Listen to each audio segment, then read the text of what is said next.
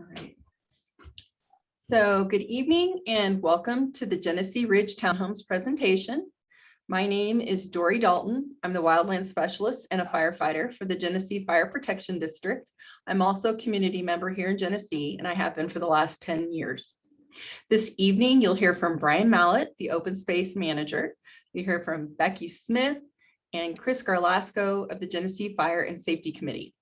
This presentation is recorded and will be posted for later viewing on the Genesee Fire Rescue and Genesee Foundation websites. We've set aside an hour and a half for this presentation. You will be muted during the presentation. Please put your questions into the chat box. When they come up for you, your questions will be answered at the end of the presentation.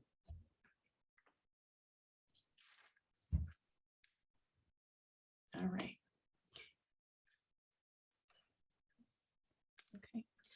So what is a community wildfire protection plan? Well, the district's plan was updated from our 2008 report. It was an 18-month project, and it was completed in April 2021 in partnership with the Forest Stewards Guild. The CWPP is a tool for GFR, land managers, residents, and HOAs to help prioritize projects to make the district safer and more prepared for wildfire emergencies. Please remember, it's a snapshot in time. The project includes data that was collected by driving all the roads and a general on-the-ground assessment of risk factors. This evening, you'll hear us talk about 60, 90, and 97th percentile fire weather behavior. And so what we want you to understand is we modeled this behavior under conditions that occurred in our district, 40%, 10%, and 3% of the days between June and October. And this is a period most often associated with large fires in Colorado. And this data was from 2009 to 2019. Our weather parameters came from the data collected at the Lookout Mountain Remote Automatic Weather Station, RAWS, and fuel moisture conditions from Fire Family Plus. When we talk about red flag warnings, it means fire weather conditions are present and include warm temperatures, very low humidity, and stronger winds. And they're expected to combine to produce an increased risk of fire danger. The higher the percentage, the higher the fire danger. The 97th percentile fire weather conditions modeled in the CWPP would qualify for a red flag warning and are similar conditions that occurred during the Elephant Butte fire in July of 2020 to the southwest of our district. Genesee Fire Protection District experienced 5 red flag warnings in 2019, 16 red flag warnings in 2020. During the 2021 season, there were 3 red flag warnings in November and 4 in December. And during that time, there were multiple wildfires, including the most destructive wildfire in Colorado history on December 30th. Friday of last week, we had extreme fire weather, and that hasn't happened in this area since 2006. Conditions used for the 90th percentile fire weather scenarios would constitute a red flag warning day only if widespread thunderstorms were predicted for the area with possibility of lightning strikes. And conditions used for 60th percentile weather scenarios have higher fuel moistures and lower wind speeds. This evening, as we talk, we're going to be talking about your plan unit in particular. And if you look at this map, you're going to see it's right here in the center, wedged between this purple and this light green. So it's right here. Okay. All right. Plan units were created along HOA boundaries and property boundaries with considerations of roadways and topographical features. So wildfire threatens our homes in 3 ways. First, we have radiant heat, and this is the energy that's transferred through the air to other objects when materials burn. If a house receives enough radiant heat for a sufficient time, it will ignite without flames contacting it. Sometimes radiant heat can break the glass and windows, allowing windblown embers to enter the home. Even if the radiant exposure isn't large enough or long enough to result in ignition, it can preheat surfaces, making them more vulnerable to ignition from exposure to flames and embers. Even vegetation and other fuels located away from the house can pose a threat. And then we talk about embers. And embers are the most common cause of home ignition. They're light enough to be blown through the air and can result in the rapid spread of wildfire by spotting, in which embers are blown ahead of the main fire and then they start other fires. And lastly, we have direct flame contact. And this is when fire reaches your home through the tree crowns or along the surface of the ground to your home. German conference All right. interpreter. So this particular slide is going to show you your hazard rating, and it is based on 4 variables. And the first variable we're going to talk about is right here. It's yellow and it says fire risk. Okay, before I go any further, but I need everyone to understand that the entire Genesee Fire Protection District is 95% more likely to have a wildfire as compared to the rest of the United States. This puts us at an extreme hazard rating. The ratings of the different plan units are relative to one another. All right, and again, I'm going to talk about fire risk first, and fire risk is going to be based on fire behavior, which would include the wind, temperatures, and low humidity, the topography, location, and the fuel that the fire has. And you can see that, again, you're rated at a low risk. Next, we move to the next variable, which is suppression challenges. And again, it's going to be based on fire behavior. And these would include challenges that could arise getting equipment into the area to fight fire. So that's why it's important to keep that roadside vegetation cleared.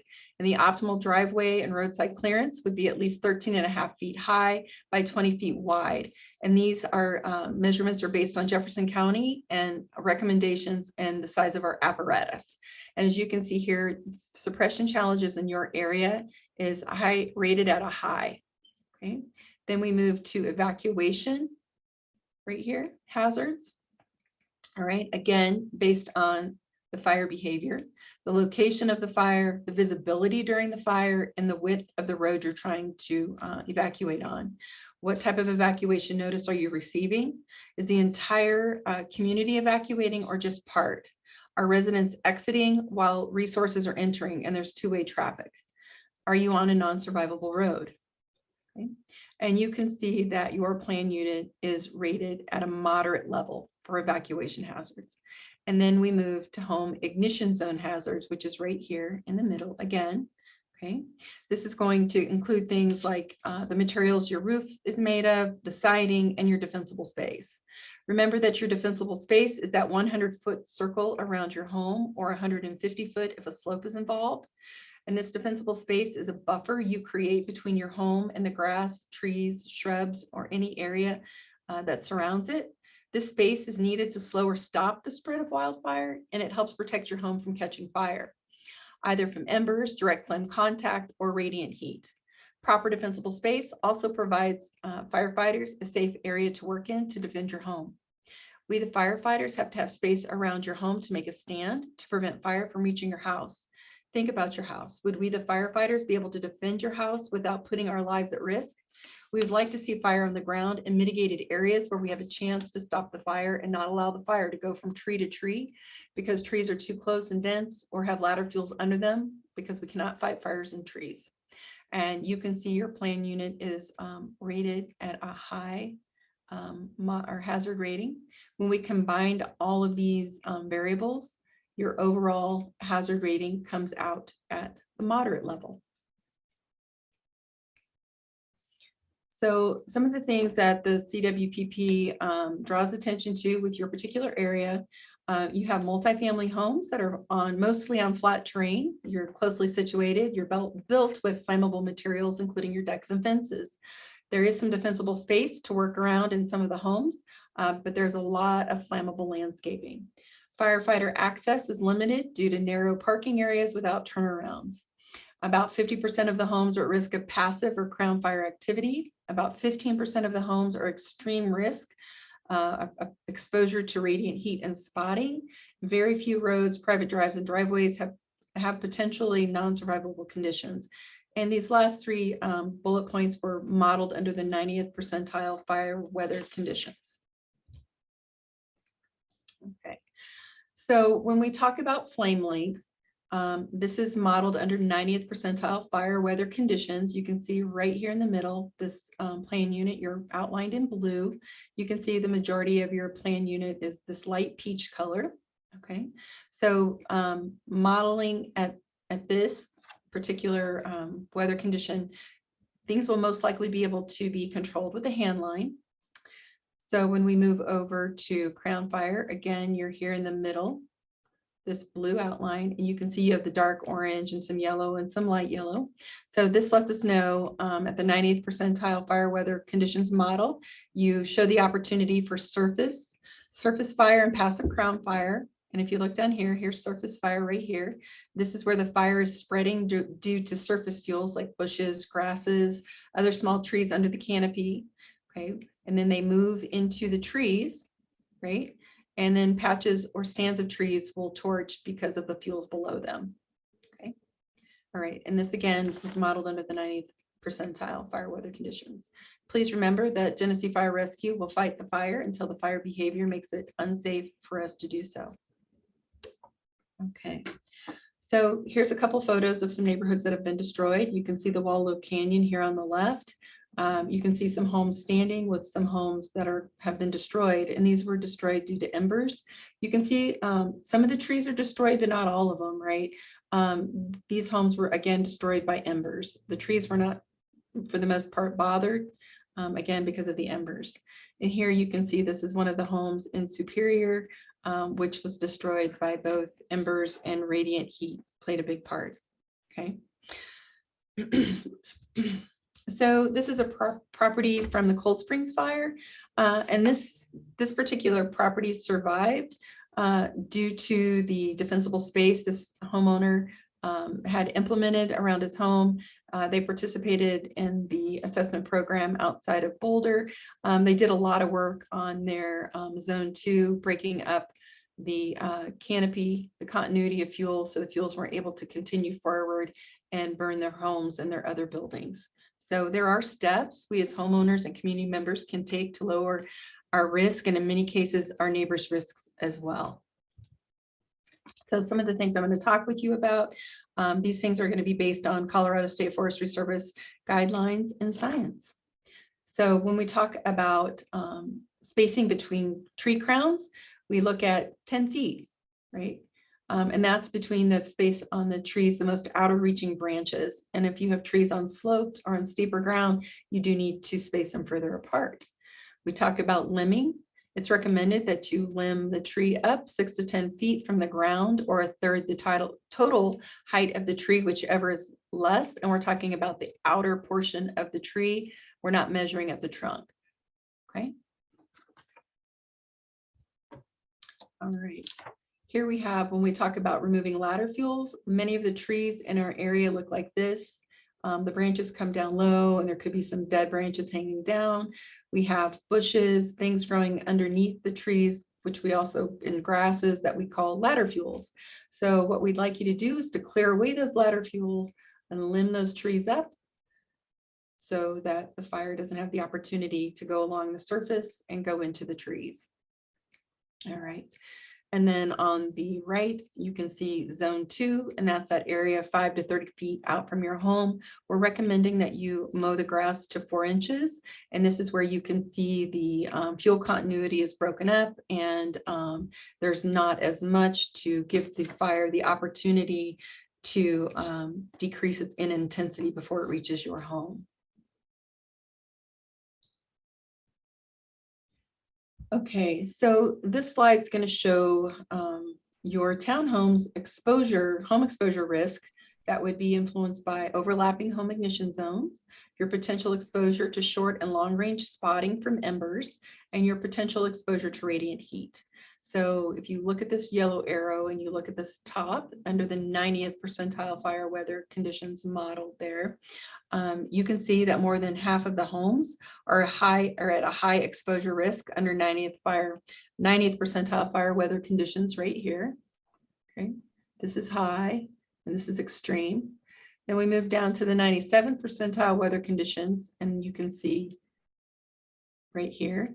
Now it goes to more than half are at extreme exposure to risk for those things. Okay, and then almost 1/3 are at high. Okay, again, based on these things right here on the left. All right, so what are a few of the things that you can do? You can start with that 5-foot perimeter around your home. That's really important. That's the most important place to start, right? That is an area with no vegetation. Okay, that means no grass, shrubs, trees, etc. You should remove the pine needles from your roof and valley and gutters, sometimes more than one time a year. Remove the flammable materials from beneath your decks. Don't store anything under those decks. And if you have things on top of your deck, like cushions and umbrellas and those types of things, when we're having red flag warnings or you're out of town or you evacuate, it's really important that you take those things in. Remember that 80 to 90% of our homes ignite due to embers rather than radiant heat. When you choose to replace the materials on your home, consider fire-resistant exterior materials. And the codes have changed for that. And in many cases, you are required to change those things with fire-resistant materials. All right, so these are some photos that were taken in and around the townhomes. Okay, so on this slide, you see a lot of ladder fuels. And again, it's the grasses going right up to the bottoms of these trees. And they just connect, right? The grass goes to the lower trees and the trees are touching these limbs, which carry it into the trees to allow them to torch. Okay, we have a tree really close to the deck. Again, if this tree were to catch fire, it's close to the deck and it can catch the deck on fire, which would lead to the home. Okay, again, this is right next to a home. We have needle litter. We have these tall grasses and bushes underneath trees, again, leading right to the home. All right, so in this slide, you can see several different piles of firewood. Okay, so recommendation for firewood is to move the pile at least 30 feet from all structures and ensure that there's at least 10 feet of clearance between the piles and all trees. And I know that's a little difficult. It's difficult for a lot of people. It's just something I think that there needs to be discussion with around neighbors and such. Okay, here we have a fence. Fences are a big deal, right? They can ignite anywhere they have contact with flammable materials such as grass, pine needles, and bushes. And they also lead a fire right to your home. So the best option is to remove the fence altogether. Another option, install 5 feet of metal fencing next to your combustible siding, like a metal gate. Options, if that's not something that you're willing to do, it's important to create that 5-foot non-combustible zone around the fence and keep that area clean. Fences were a big factor in the Marshall Fire and all of those homes burning. All right, the underneath, these pictures are not from your area because we didn't want people climbing around in your space, but these are really good examples of underneath decks. You know, we no longer have to have lattice to cover those things. You know, this grass grows right up to the lattice. Again, we've got those ladder fuels, which, you know, lead to the lattice, lights the lattice, goes up to those joists and those support beams, because those are all wood as well.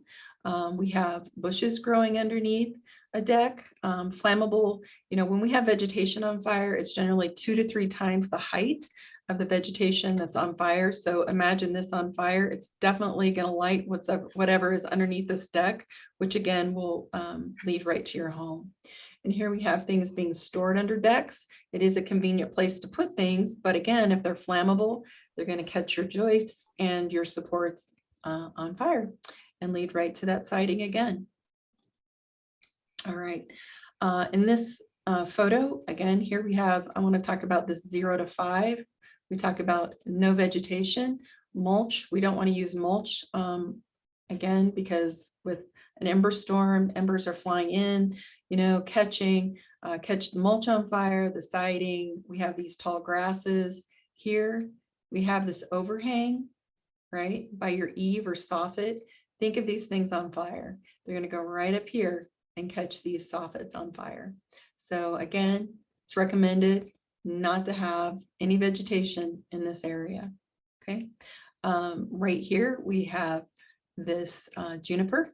Juniper is highly flammable, and so I would recommend taking that out. And again, think about this on fire, again, right up here next to your siding. All right, here we have these timbers, right? A lot of us have these timbers. And so with the timbers, the recommendation to mitigate timbers is to remove them. And you know, that's quite expensive. And so if that's not something that you want to do, then the mitigation recommendation would be to clear the vegetation at least 5 feet out from the timbers to prevent that surface fire, right? The direct flame contact from coming up and touching these timbers and having that opportunity to get into these cracks and crevices and smolder and eventually lead to your siding and ignite. Okay. And again, here we have some grass. No, here's a fence here too. And even the grass in the 0 to 5 would be recommended to be removed. All right. And then the last thing I want to talk to you about is your address posting. I know that there are multi postings out there when we get to your places, but it's really hard to find your individual spots because everyone's using different numbers and they're located in different places. So if your friends can't find it and you can't see it at night, it's definitely not easy for us to spot at night. And according to the new code, we would really like to see a non-combustible sign like this with those reflective letters at your driveway. Okay. Again, it's going to help us find it in the smoke. It's going to help us find it in the dark. All right. We don't want to be delayed. We want to be able to find you. Okay. So as many of you know, I'm the person that does do the home assessments. I look at your home ignition zone and the defensible space around your area. Okay, and I do this for all of the community members. You receive a report with recommendations based on Colorado State Forestry Service guidelines and photographs. The report's yours. I can't share it with insurance. No one can call me up and ask for it. It's not even stored here at the fire department. So it is a certificated program, meaning if I make recommendations and you choose to follow them, you can have me come back out and check them and you can receive a certificate of mitigation that's good for 3 years. You could share it with your insurance company if you wish to let them know you're making an effort. And it's also a good selling point. I had a phone call today about someone's insurance being canceled and wanting me to come and help them out. So the cost of an assessment is $100. You can contact me here at the fire station. I have my contact information up on the screen and it will be available at the end. So you don't have to copy anything down like crazy or anything, but so there you go. And I'm going to turn it over to Brian. Or I guess, Brian, you're just going to let me know, aren't you? Yeah, you can go to the first slide. Excellent. All right. Hi, everybody. My name is Brian Mallett. I'm the Open Space Manager for Genesee Foundation. I was looking through the list here of folks on the call. I've met maybe half of you all, so that's pretty cool. I look forward to meeting the rest of you in person at some point. So I wanted to start with what we do on open space and just point out that we have every year an open space management plan for Genesee Foundation. And we have our 2022 one. It's on our website, geneseefoundation.org. /community/open space. It should be right at the bottom of the page there. In there, you can find out the info, basically everything I plan to do this year, including forest management, noxious weed management, trails, all the other good stuff. So yeah, that's out there. You can go to the next one, Dory. And this next slide, I'll just go into a little, it takes a second. Yeah, it takes a second after Dory clicks it. There's just a slight delay. But this is a map. This is also in the open space management plan, just to give you a little bit of context of what we're doing over the next couple of years. Right now, we are working and getting bids on 22 acres of thinning up to the northwestern extent up there. Near Chokecherry Lane and Genesee Trail Road. We have plans to do roadside thinning. That is to improve our evacuation route. That's one of the big objectives for our board of directors, we have basically one evacuation route, everybody heading north to either Genesee Trail or Genesee Ridge Road and then to I-70. And we have some pinch points. And so myself and the crew that I hire each year, we're going to concentrate on removing some flammable fuel alongside the road. And then we also have plans to do more mitigation in the western part of Genesee Foundation, and then hopefully by 2023, 2024, we'll start work on some of the larger parcels in the middle of Genesee that are pretty dense. You can go to the next one, Dory. Thank you. And something that I found with talking with folks that live in the townhomes and Ridge 1, 2, and 3, not always aware that the Ridge properties, they own their own open space. It's not Genesee Foundation owned property. All the green around there is Genesee Foundation owned property. Everything that's not green is owned by either Ridge 1, Ridge 2, or Ridge 3. And so that, I bet a lot of you know that, but maybe there's a few that didn't. And so that is common space, open space owned by the Ridge. And when it comes to tree removal, there's the Genesee Foundation policies, and then there's also your sub HOA policies. Generally, it's, I think, just talking to your board representatives. It might be slightly different, but that's, I believe, what it is. It's mostly getting permission from your board to remove trees, because most of you have just the footprint of your structure and generally don't own the trees around them. And so that kind of might make it a little bit more difficult or easy, I'm not sure. But I've had conversations in the past with the different Ridge leadership board, and I know open space managers before me have as well, about wildfire mitigation and things like that. And I know that the various boards are interested in doing that. And that's why I think this CWPP presentation is important to talk about a lot of this stuff. You can go to the next one, Dory. Oh, and that map, just so you know, that's all public information. Thanks, Dory. That's real quick of you. It's all public information. It's on the Jefferson County website. The fastest way to get to that is Google Jeffco JMap. And it's a map website hosted by Jefferson County, and you can see all the layers and you can see ownership. So that's all public information.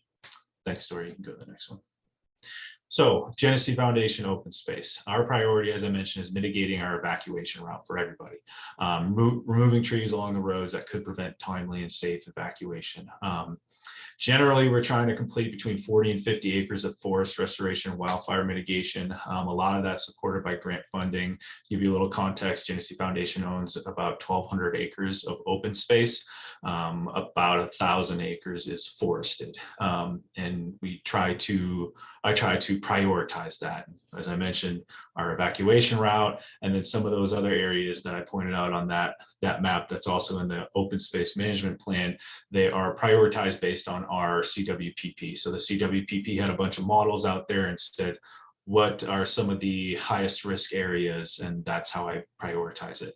And when I talk to folks about wildfire and what we're doing out there and what you can do on your property, hope for the best, such as the Elephant Butte fire that occurred here in Evergreen in 2020.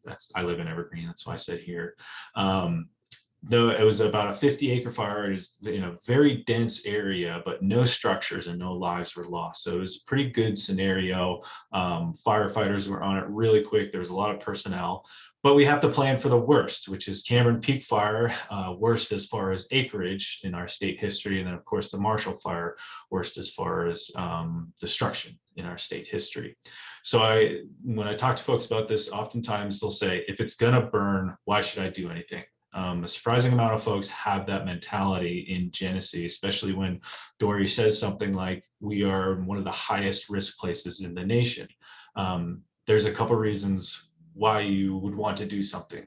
The first and most obvious is for emergency response. Dory talked about that. So firefighters are going to try and save your house. They're going to try and prevent the fire from getting bigger, from growing, from getting to the next house, to the next neighborhood. And if you do your part, it's going to make it safer for them to do that.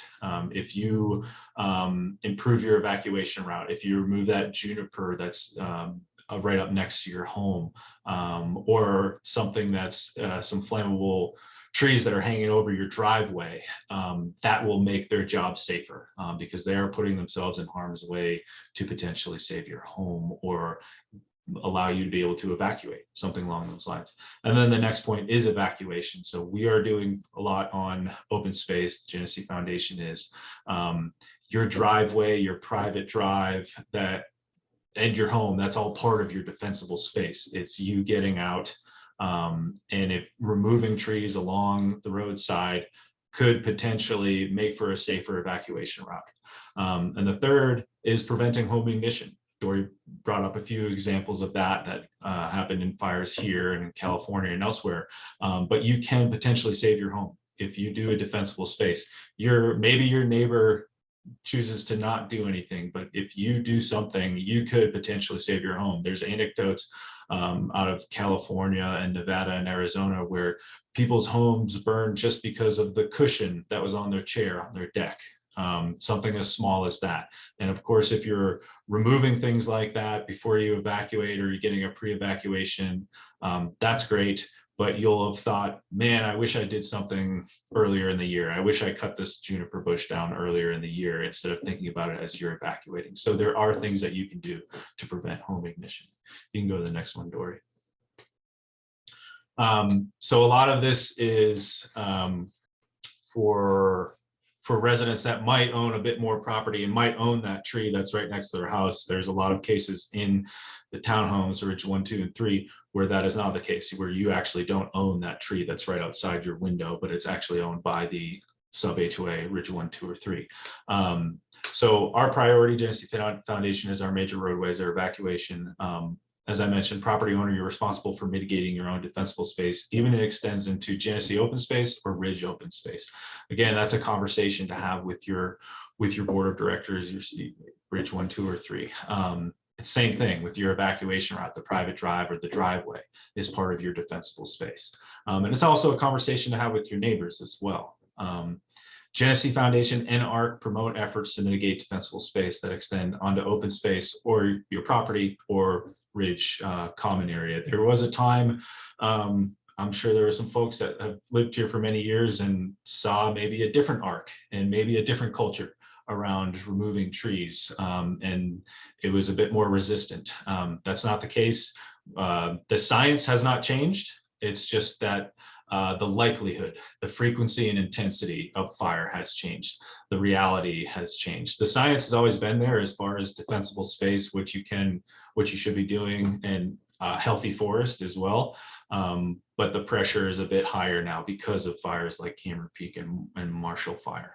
And so Genesee Foundation, ARC are very, very interested in promoting your efforts to mitigate your property and the Ridge property. You can go to the next one, Dory. So non-survivable roadways is something that came up in the CWPP, and I'll show you a map in the next one.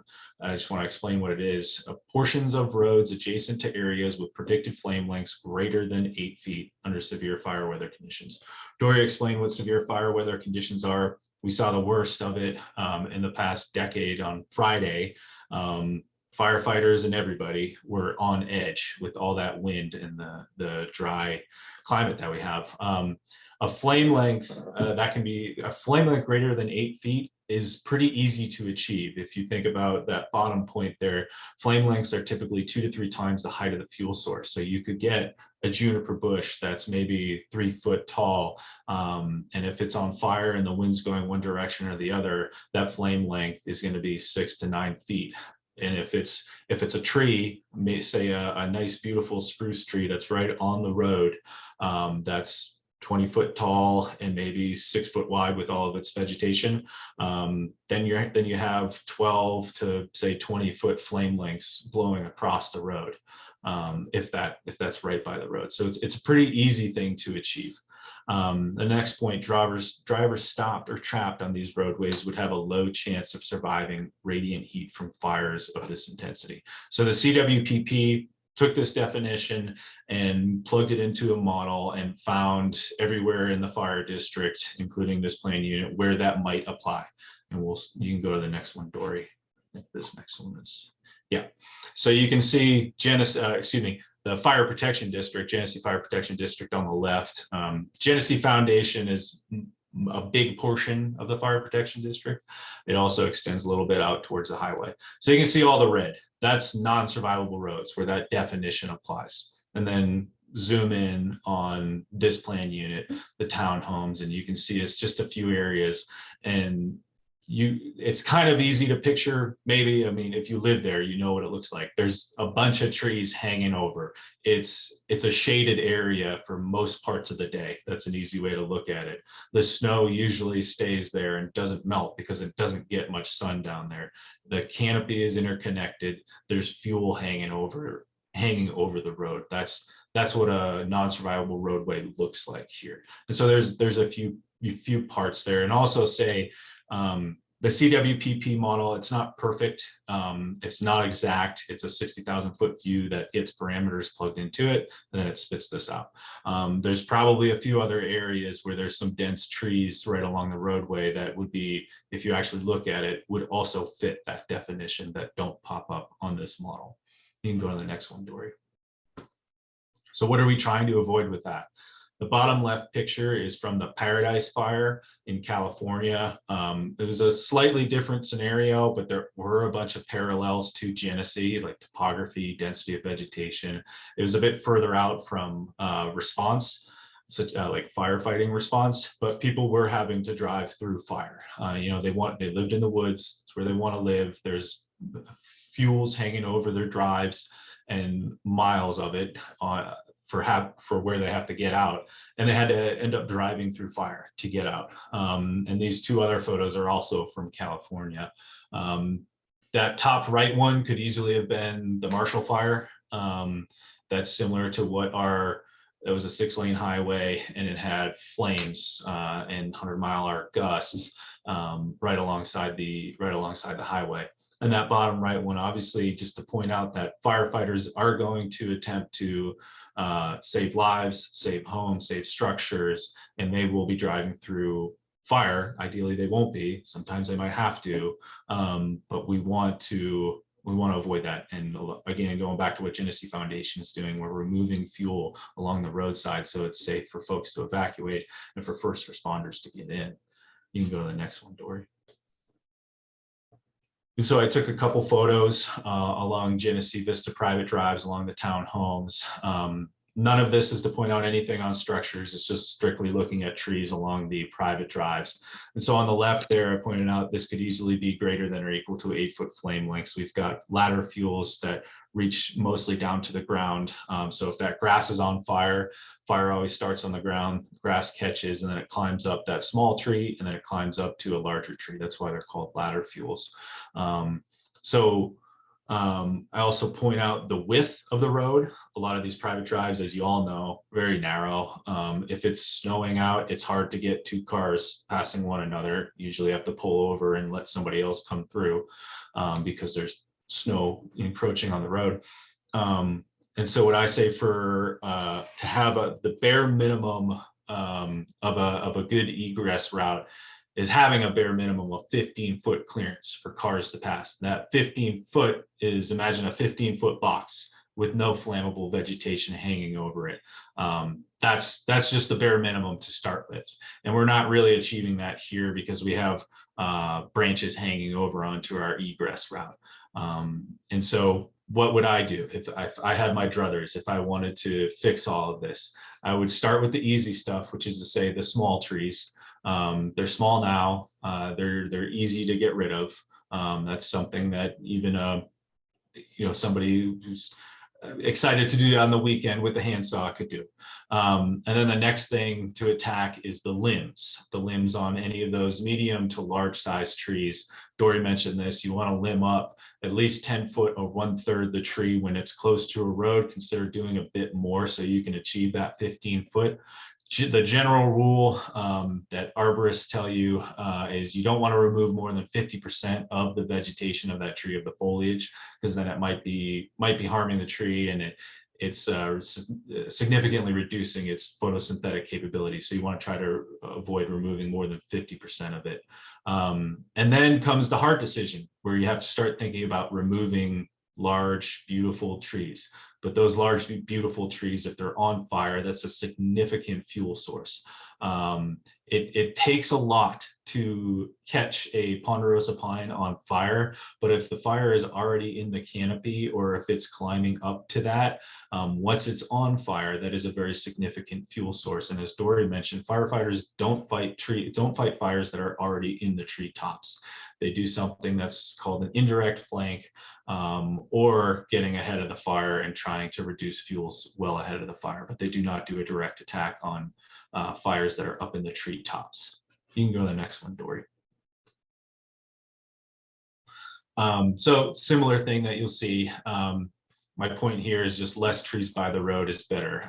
There's a couple other benefits that you get out of that. One is the snow will stick around a lot for less amount of times. You'll have more sun. You'll have less needles on your property and on top of your home as well in your gutters. So that's some of the additional benefits. But these trees, again, they're just hanging over the road. You can see it's a tunnel. It's a tunnel of beautiful trees, but if they're on fire, it's a tunnel of fire that you would have to drive through that we want to avoid. So again, starting with the easy things, some of the small ladder fuels, then thinking about removing limbs, and then making those hard decisions to remove trees that are right next to the road that would, if removed, benefit not only you, but all your neighbors that have to drive through there as well. You can go to the next one, Dory. And then here's something that might be a bit easier. It's a really nice open area. On the left side, got some of those small ladder fuels. If maybe, you know, if there's 4 or 5 trees there, remove 80% of them, and just not having them by the road. Even those are a big concern, because those are the things that catch fire first. In a surface fire, something that hasn't gotten up into the treetops, those trees would be engulfed in a surface fire and could potentially prevent cars from passing through. So those are kind of the easy things to do, where you've already got this nice open area. You can open it up a little bit, leave one of the trees, maybe one that's further back, and just remove some that are closest to the road. And then on the right, there's a big bushy one that could at the very least be limbed up. You limb it up maybe 4 to 5 feet. The tree looks fine. It's not aesthetically that different, but you are potentially preventing it from igniting. So removing these small, simple trees can have an impact. And I think that's it, Dory. Yeah. Hello, everyone. I'm Becky Smith. I am a member of the Fire and Safety Committee. I'm going to continue with this topic that Brian was just discussing of non-survivable roadways. He was focusing on, shared roads, roads that go through open space, that are adjacent to open space, where he can address the conditions.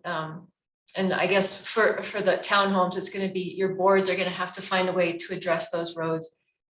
It also applies to your driveways. And again, I realize that you can't necessarily go out and cut these trees and limb these up, but this is an example, this picture of a condition where you might not even be able to get out of your house. The driveway is completely it's got branches overhanging the entire width of the roadway. I think I see a juniper bush under there, so it's got some ladder fuels. There are some limbs that are hanging down lower than 10 feet. So, there's always something you can do to improve the safety of your roadways and increase your chances of getting out. Next slide, Dory.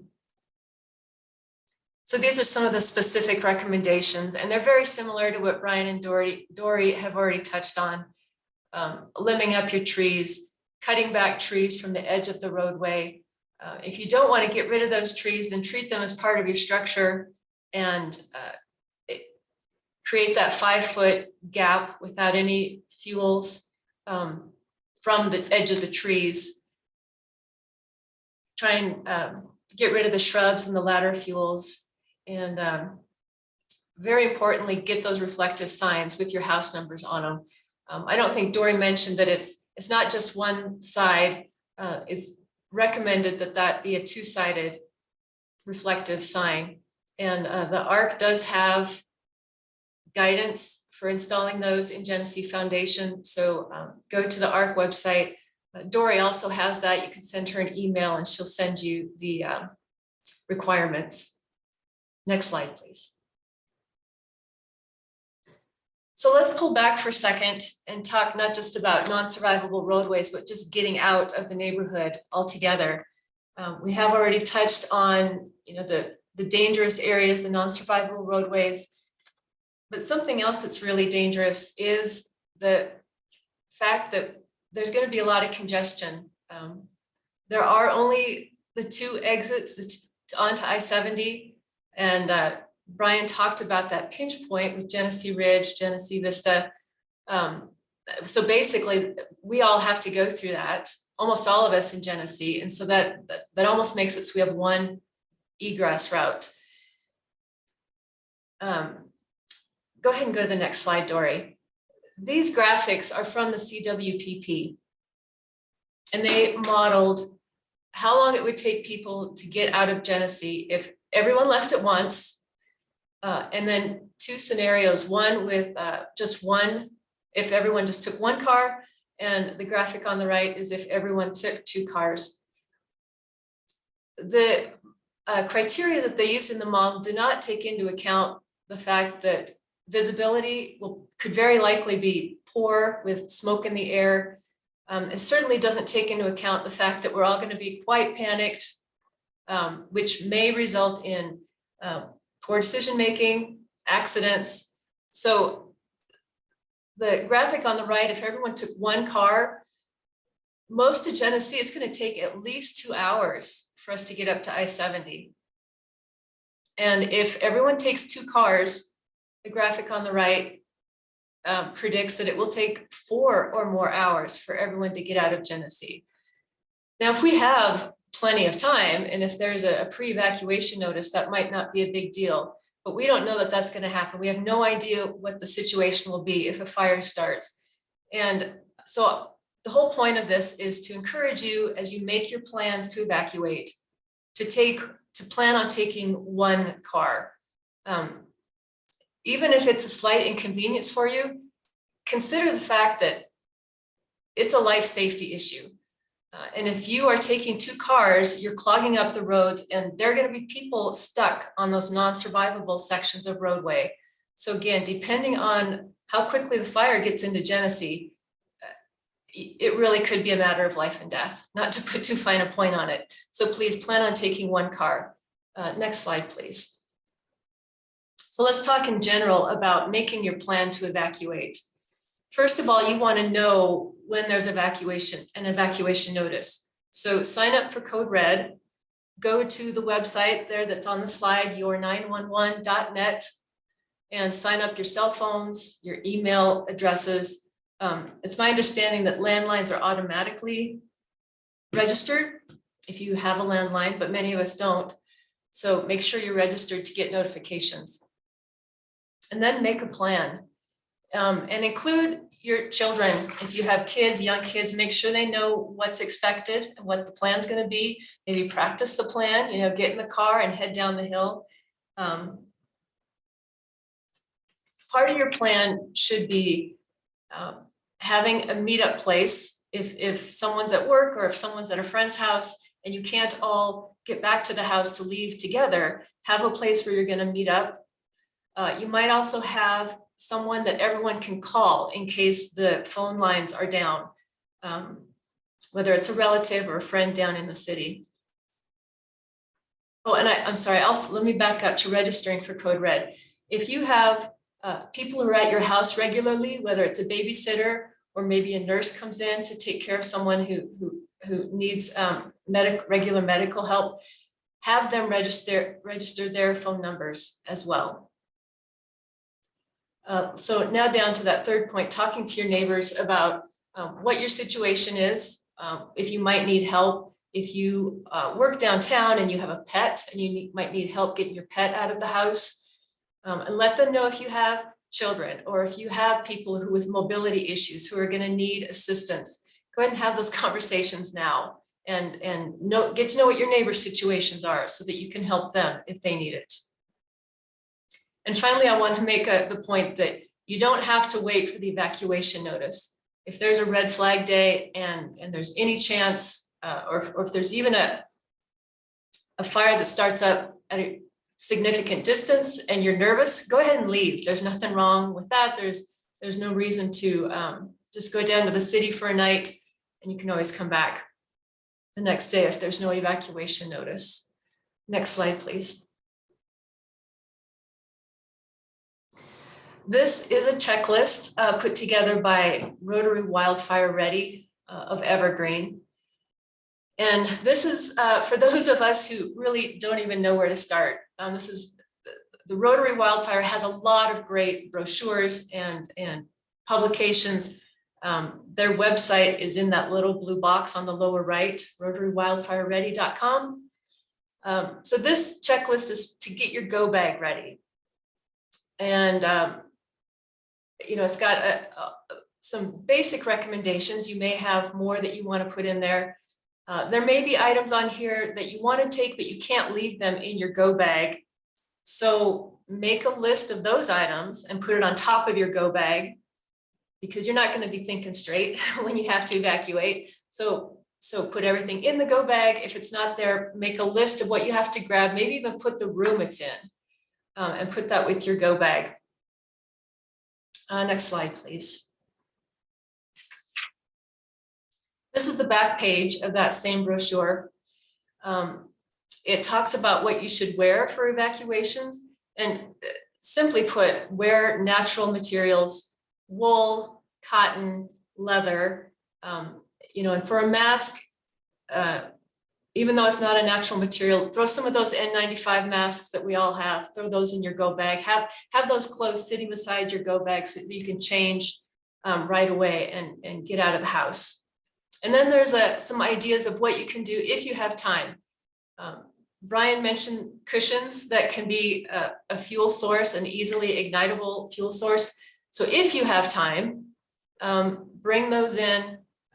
It talks about moving your barbecue away from the house, putting a ladder out for the firefighters to use. So again, if you have time, there's things you can do outside the house and inside the house.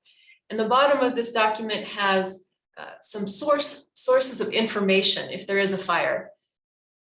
And from what I've heard, the My Mountain Town, which has a Twitter feed, there's a Facebook page, they have their own, she has her own website. I've heard that that is the best source. So check that out, follow her, check out her Facebook page, and just be familiar with all of those sources are, so that when you need to know what's going on, you know where to go.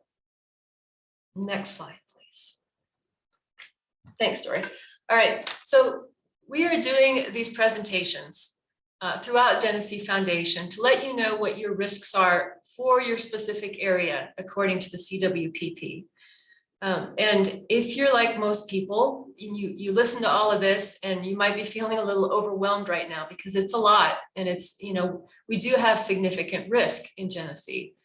But hopefully we're also giving you resources and ideas of things that you can do that will make a difference.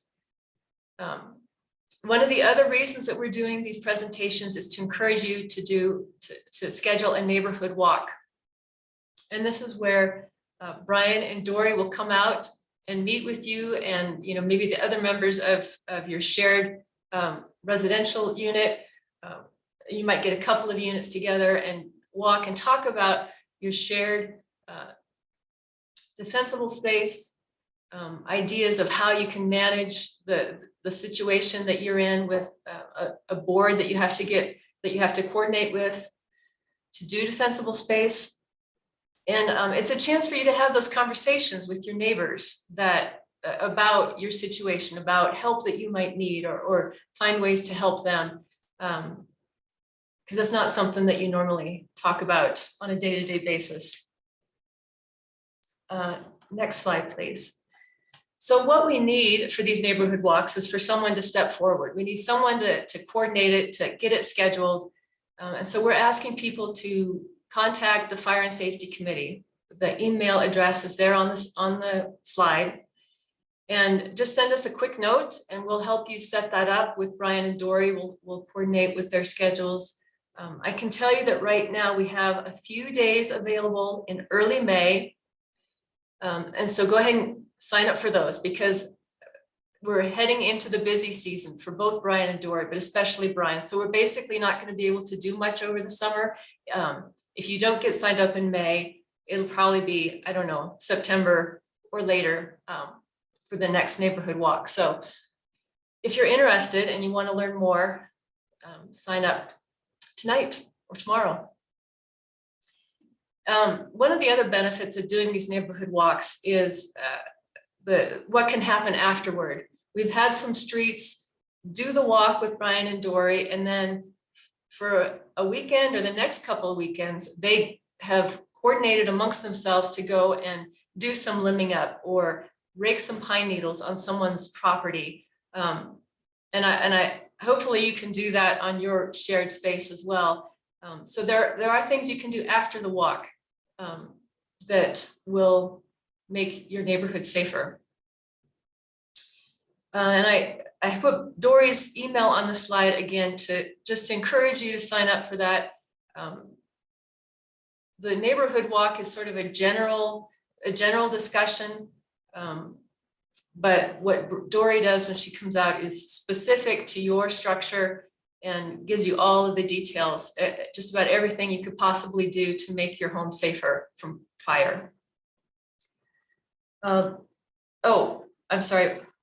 I'm going to back up to the neighborhood walks. If you are able to get out and do some cleanup on your shared space, we do have slash pickup scheduled. The Genesee slash pickup has been announced. The details are out there. You have to get the slash out by May 25th. And then they're going to start picking up the following week. Dory, and so that's going to be pick up at your curbside. Dory is scheduling a slash drop off for July 30th, and that's going to be at the fire station. So if you miss the end of May, you can drop stuff off at the fire station on July 30th. And I know she's also trying to get slash pickup or slash drop off for Jefferson County. They do it throughout the county. She's trying to get them to do a location closer to Genesee this summer. So stay tuned for that if she's successful. Next slide, please.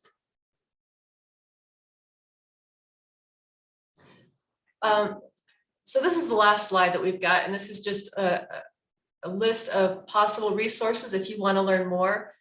You don't have to write all this stuff down. Dory's going to provide a link with all this information and more.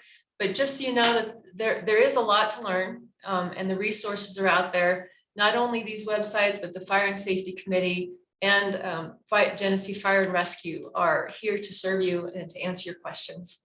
So I'll hand it back to Dory. Thank you, Becky. Let's see. Oh, it doesn't have my little poll slide. Darn. Okay. Okay, I'm going to stop sharing. Okay, so what I'm going to ask everyone to do while I am copying a link to share with you with all of this information that we've shared is I'm going to ask you to take a short poll, and then we're going to answer your questions. And the poll is only 6 questions. It's all multiple choice, and it's just about the information we've presented. So as you look at it, if they're, answer them honestly, please. It's about the presentations and how we can improve, and we really appreciate your feedback. So I am going to launch the poll. You should see it come on your screen. If it's not on your screen, it could be behind this Zoom presentation. So you'll look, and again, it's only 6 questions. So if you wouldn't mind participating in the poll, I would really appreciate it. And I'm going to get the link for all of the other information while you do that.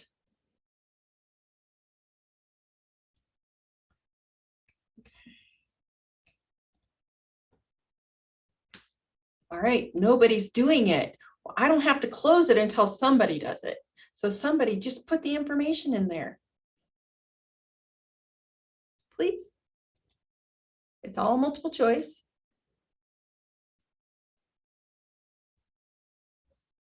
Thank you.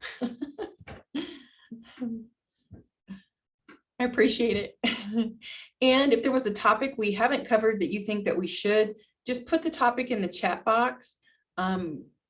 It's when we do that in the polls, some people don't have like the updated Zoom, and so they can't participate if it's like a fill in the blank type of a question. So, and I'll leave the poll up for another minute. And for those of you that have done the poll already, thank you. I put the link in the chat box that will send you to a page with multiple links for information.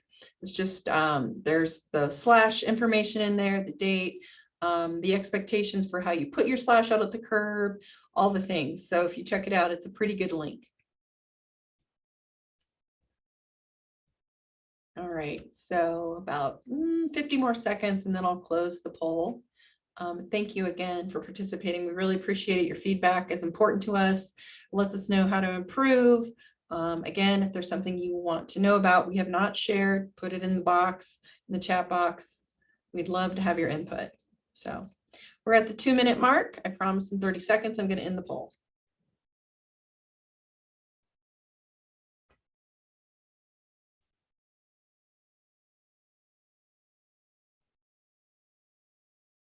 It's not too terribly painful. About 10 seconds. Hopefully you found it.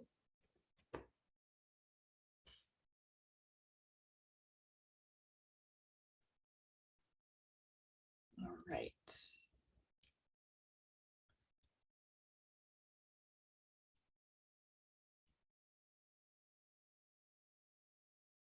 Okay.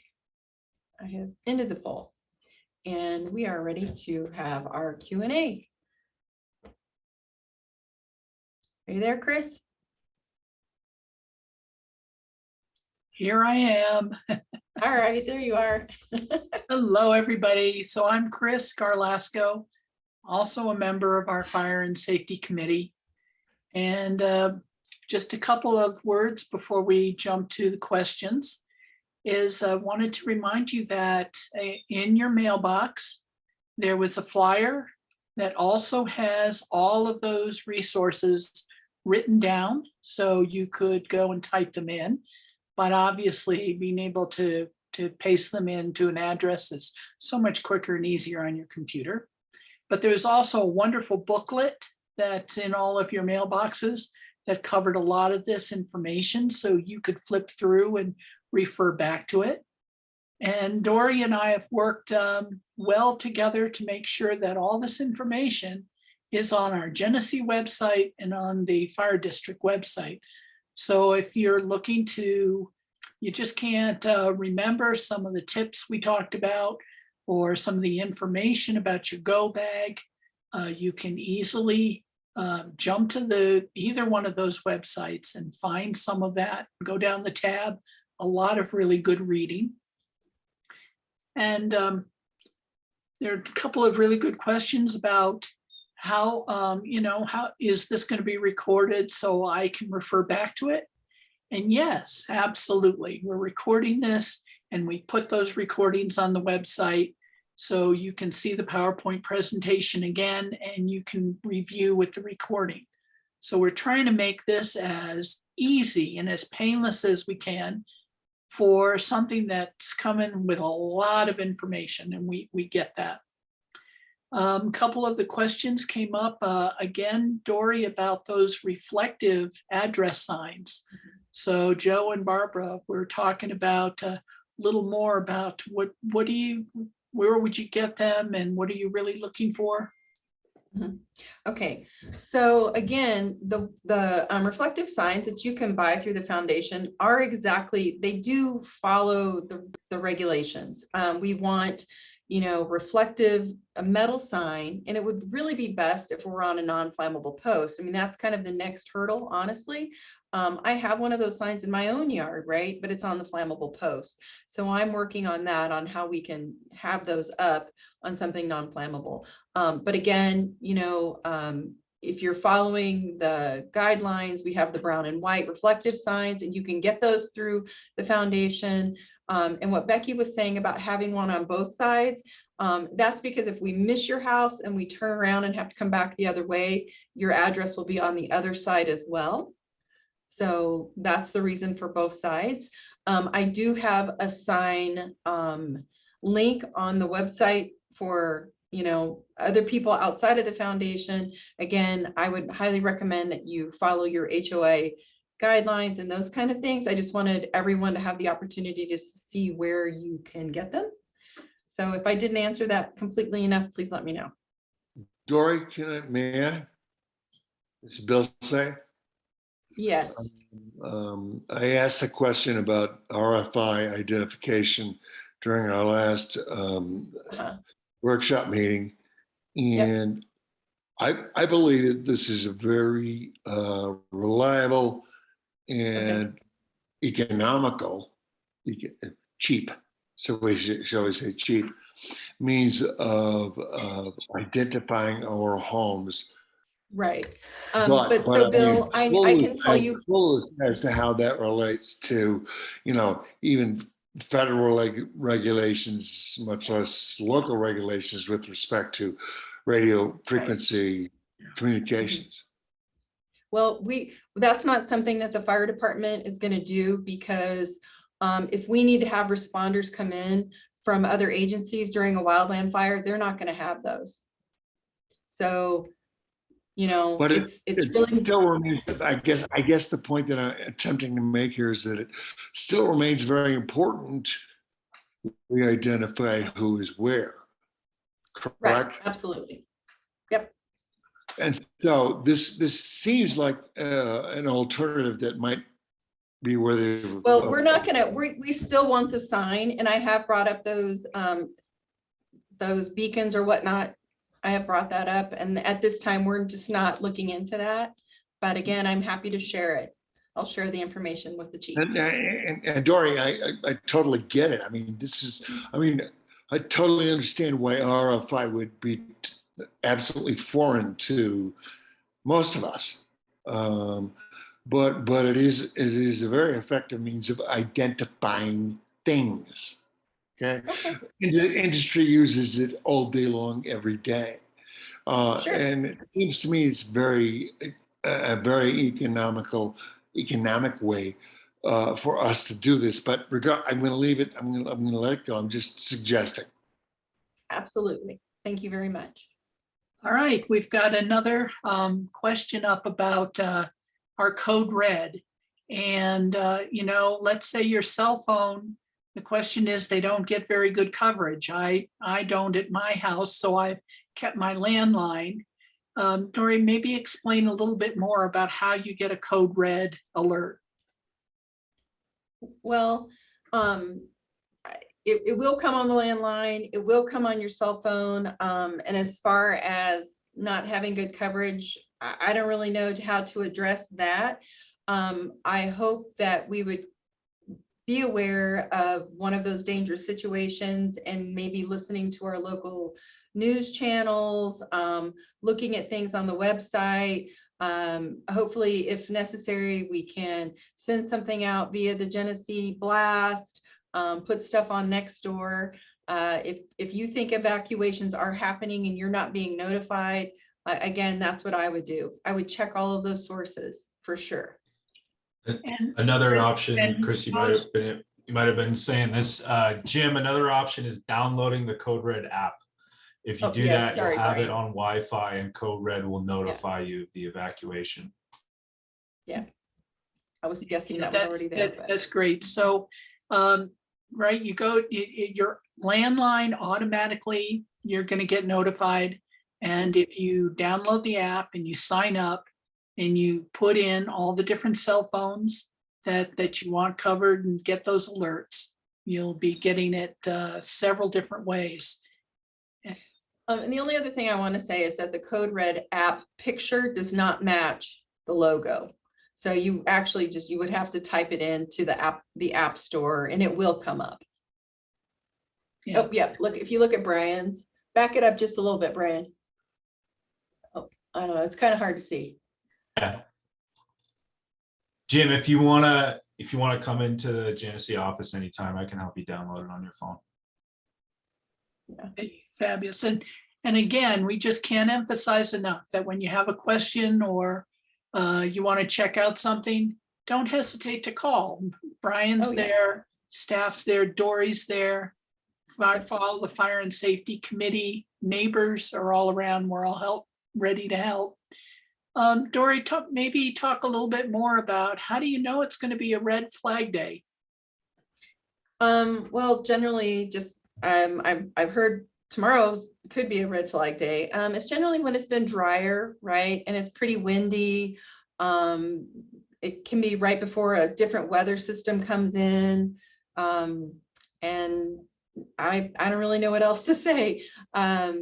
You can just, when the humidity is really low, those kind of things, then that's when they'll say it's a red flag day. Yeah, the winds are really crazy.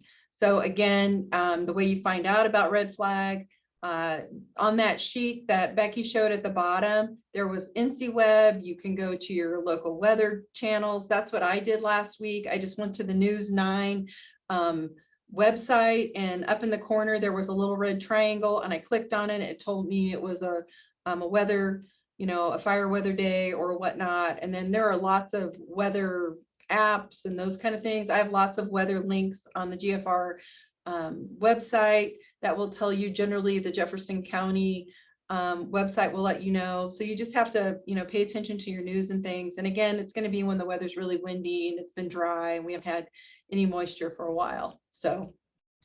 And I just have noticed that all of the weather channels, the Channel 7 weather, Channel 9 weather, Channel 4, they're all starting to get with it now. And when the weather section comes up, they're now telling us. And if you still get a newspaper, or if you are reading the local newspapers on your iPad, they're starting to have that along with their weather reports, or right on the front page. Let's see.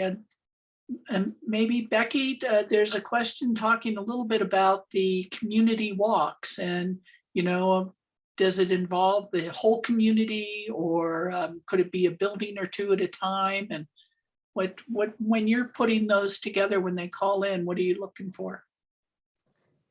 Well, all of the above. It's whatever you're comfortable organizing, but it could be, maybe even all of the townhomes, Ridge 1, 2, and 3.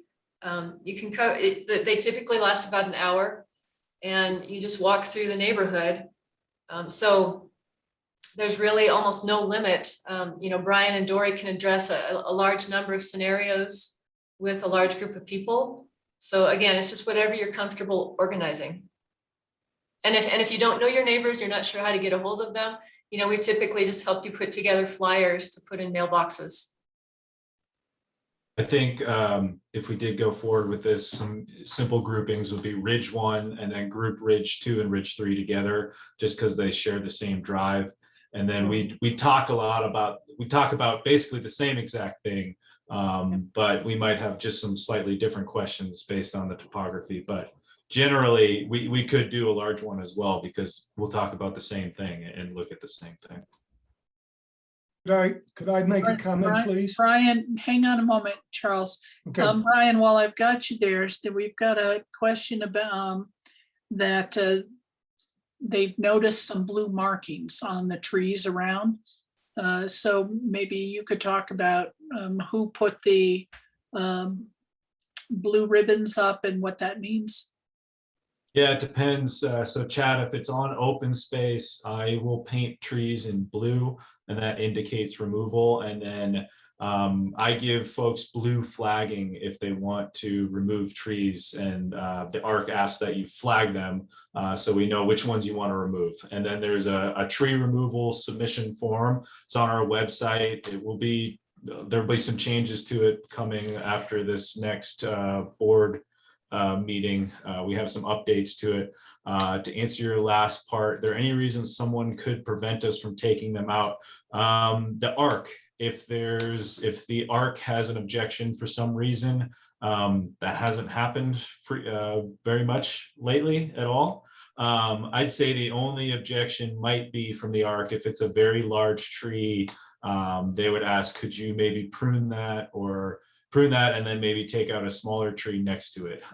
But if you hire a defensible space expert that's certified by the county and you create a defensible space plan for your property, the ARC cannot deny your tree removal form. And yeah, just to really hammer home, they're not really denying a lot of tree removals for fire mitigation. That's great. Charles, you had a question? Yeah, this is to those on the conference that are from Ridge 2. The blue markings at the bottom of the trees were done by Brian, Dory, and I on a walkthrough of the entire Ridge 2 community. And there's no commitment to remove those trees. And there's more to it than what you see. We didn't mark the bushes around the entranceway, et cetera, but I'd be more than happy to walk the neighborhood with anybody that wants to walk it, or we can do it in a group, however you want to do it. But I don't think we need Dory and Brian to come back to Ridge 2 unless they think they need to, but I think they did a pretty thorough job in that walkthrough. Thank you. I just want to go back to Brian for a second, so I understand. You're saying blue dots are on foundation space? Sorry. No, that's not true. Referring to what Charles was talking about, that's on Ridge Townhome open space. In other areas of Genesee, I do a lot of work, and there are trees that are marked in blue paint that are going to go in other parts of Genesee on open space. And if this was your house and you marked them in blue, you'd take them out, right? That's the indication. So why wouldn't I? Yeah, I'm sorry. If you're talking about like which trees should go, No, that's we haven't even moved yet, but I was up there doing Gotcha. some work last week and I saw, and Charles had mentioned this as well, I saw two large trees, one by the front, one by the back with blue dots on them. So, and even if you hadn't marked them, I mean, I'm in Santa Barbara where we lived through the Thomas fire. So, I don't need to be convinced about fire mitigation. To me, they should come out. So they're just waiting to explode and hurt our house and our neighbors' houses. So my attitude is, what's the shortest distance between your recommendations and getting it done? Yeah, understood. And that's going to rest with Charles. And I think he wants to talk to his community about that. And I think he has some plans to do that. And it's going to be a community decision. Okay, thank you. Yeah, So thank you, Chad. Just so you know, Chad, I can't make all those decisions. It's the community's money that we have to use. So the community has to be involved in it. Right. And just that, I appreciate that. But let's just to go take it one more step. So the community says, well, we don't want to take them out. And I'm sitting there thinking, I don't want to live through another tree on my house catching on fire. So can I still, since they were recommended by the foundation to come out, still take them out if it's my expense? That's up to your sub HOA and It up is. to your, that'll be up to the Ridge. If it's Ridge 2, that'll be up to the Ridge 2 board. You have to go through them first. Got it. Okay, thank you. So, And I just want to get back to, hold on Yeah. a second. So I just want to get back to what Charles was saying about the neighborhood walk, that he already did a walk with Dory and Brian. That's not the same as the neighborhood walks we're talking about. So to get a group of people together and go walk it with Dory and Brian, they're pointing out things and answering your questions. So it's a lot more detailed than you had tonight, and it's still very informational. So it's not a substitute for what Charles did with Dory and Brian earlier. And Chris, my suggestion is that these are not things and actions that need to be taken now, okay? Yes, we need to be mindful of what is appropriate as we go forward. And yeah, for example, I got a tree in my front yard. It's 200 years old. That tree's not coming down. But there are other Bill, can I just stop you right there? Usually this is a Q&A session, and we can't make you take any tree down. I mean, you obviously. I understand. No, Dory, I understand it. But what I'm suggesting is our neighborhood, that is Genesee Second Ridge, has to take as objective a look as we can at our neighborhood and our vulnerabilities and work toward mitigation. And And without destroying our environment, and you know that. And so I'm certainly not, suggesting we just, go scorched earth. Not at all. So we all collectively need to talk about this and see where we go forward. So And we've got a couple more questions up that we can also get a couple more topics in. Yep. That Joe and Barbara want to know about grants that are coming up. Brian, do you have information about Yep. what's? Yeah, new so in the grants? past, we've done grants from the Colorado State Forest Service. And those grants have supported defensible space and tree removal on folks' properties. We applied for a grant last year, it would be 2021, yeah. And for that purpose, to get funding to residents to do this kind of work. And we were not successful. We got feedback from the state saying that they're getting away from funding individual projects. And what that means is an individual structure paying half of the defensible space for that individual structure, and then paying half of the defensible space of another structure that's 3 streets away, 2 miles away, something like that, even though it's still in the same HOA. So when they release their grant again, they do it annually, usually in August, end of August. What we're trying to do is get groups of homes and neighborhoods together that want to do collective defensible space on your property, and even if it extends into open space, and then apply that way. So having groups, and it's the buzzword for the State Forest Service when they talk about these grants is strategic value. So like I said, an individual home here, an individual home there does not have strategic value, but doing a group of homes has strategic value. The Ridge, obviously, you have about 5 acres collectively, or maybe a little more than that. It could be one of those options to do that. The grant funding is 50% reimbursed. So whatever work you need to do, you pay for it 100%, then you submit the reimbursement. This is after you've gotten the grant that they say, we will give you this money. You still have to go through those steps, request reimbursement, and you get 50% reimbursed. That's how those defensible space grants work. Yeah, thank you. Another question that had come up in an earlier session with a different part of the neighborhood was if we're evacuating, are there things you recommend that we do? Dora, you talked about, go bag and the things you can do in the first few minutes, but are there any other tips you can give us? Sure. If you have, again, all of this is based on time. Okay, everything is time driven. If you don't have time, get yourself out and go. If you do have time, things like putting your propane tanks in your driveway. If you have gas to your grill, shut it off. Bring in as much flammable items as you can off of your decks. Again, all time sensitive. And as far as like leaving a ladder out for us, yeah, do that, but only if it's metal, right? You can leave your hoses hooked up. Yeah, people ask, open or shut the drapes or blinds, whatever, shut them. Leave your porch light on to indicate that you're gone. And I have a whole list of things that is in that link as well. So umbrellas, doormats, bring your doormat in, okay, things like that. So Yeah, thank you.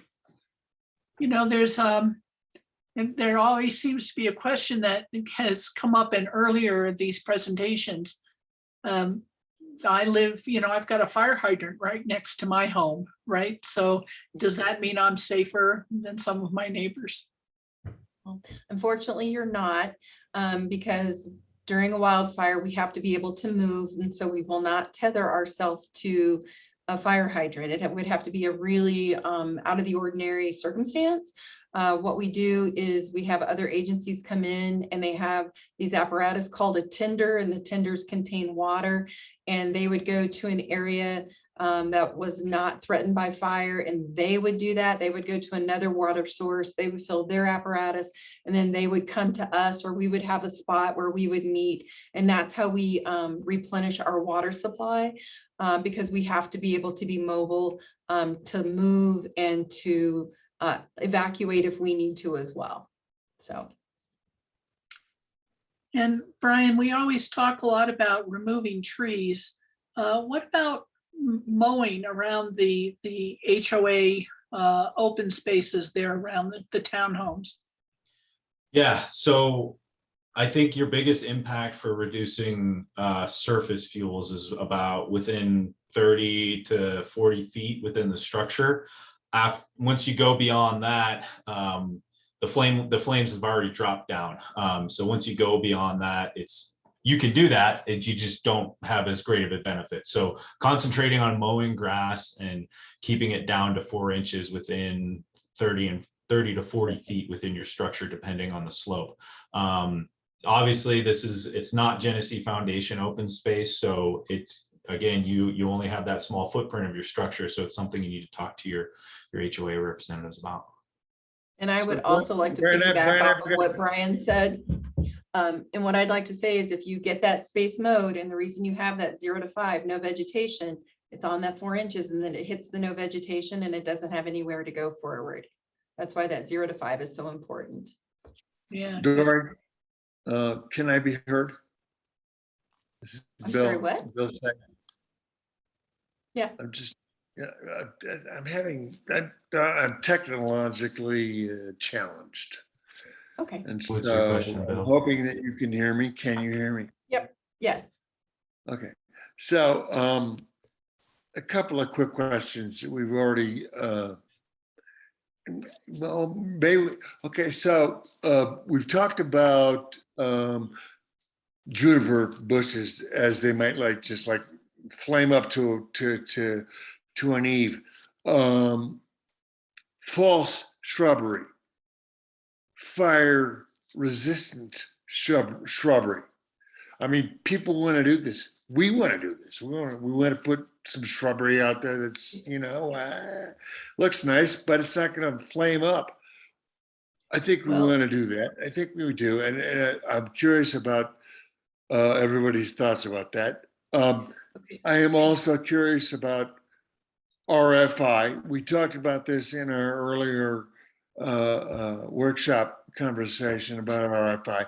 I believe that it is very, very important that we all are able to identify who is where.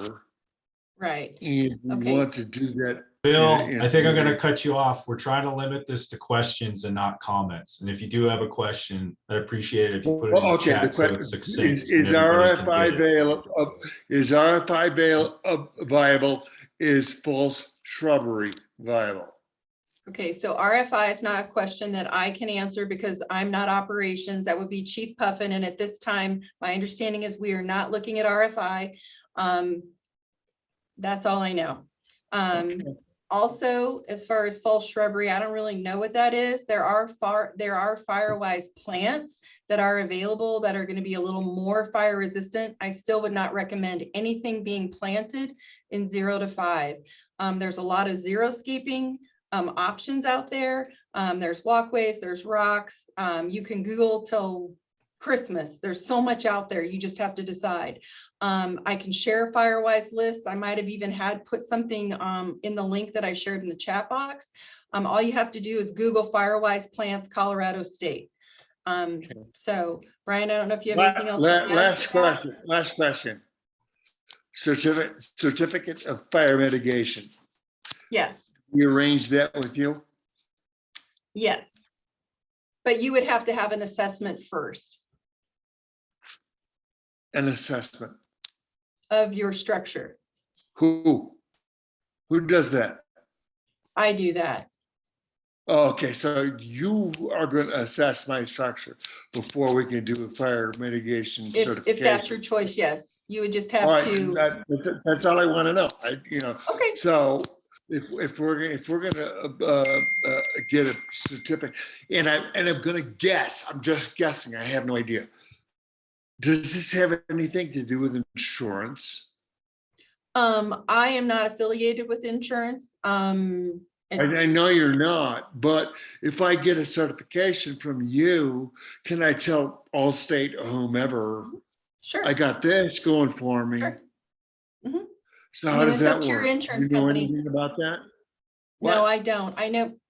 I know Wildfire Partners out of Boulder. There are some insurance companies that do give them some sort of a reduction for having an assessment. I know Wildfire Prepared, the steering committee is working with insurance companies to have something similar happen. At this point, we do not have that. You can share it with your insurance company to share your. So Dory, I could pay you $100 Yep, to get my certification no. with no You can pay me guarantees that's $100. No. Okay, Bill, you can pay me $100 to come and give you the assessment of recommendations that I make based on the Colorado State Forestry Service guidelines. You can choose to implement the recommendations or not. If you do implement all the recommendations, you can have me come back out and check. And if they're to the standard, then I would issue you a certificate of mitigation at our second visit. and that has no relevance to any sort of insurance protection whatsoever. That is up to your insurance. Every insurance company is different. All right, no, I'm just trying to clarify what that's about. I'm not really specifically No, sure no, what you no, mean. I understand. I understand now. Well, I'm good. Hey, Bill, it's 7:31. We like to end this right on the dot. So I'm going to cut you off there and just cap it off by saying that you don't pay Dory the $100. It goes to the Fire Protection District. Oh, And then thank that you. money goes to fire mitigation. It goes to the firefighting fund there. And it's a very good opportunity to talk to a professional and get some good input, whether you execute it or not. Go ahead, Dory. Yeah. All right. It is 7:31. In the chat box, I have shared a couple times the link that I'm talking about. You can call me. You can go on the websites anytime you want. We do answer questions. We answer emails. Please do that. Thank you so much for being here this evening. It's been a pleasure. Yeah, so I hope to see you out there, and everyone have us out for a walk. It's a good time. So